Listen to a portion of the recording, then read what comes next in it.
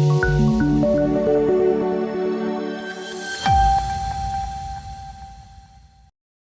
4 વર્ષના નાના બાળકની ભૂલના કારણે ઇઝરાયેલના મ્યુઝિયમમાં 3500 વર્ષ જૂનો માટીનો જગ તૂટી ગયો. ઇઝરાયેલના મ્યુઝિયમમાં 4 વર્ષના બાળકની ભૂલથી 3500 વર્ષ જૂનો માટીનો જગ તૂટી ગયો હતો.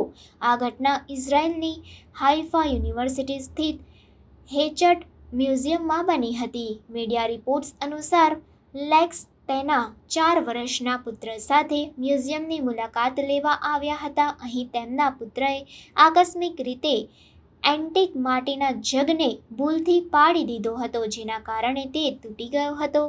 એલેક્સે કહ્યું કે મારો પુત્ર જગની અંદર શું છે તે જોવા માંગતો હતો.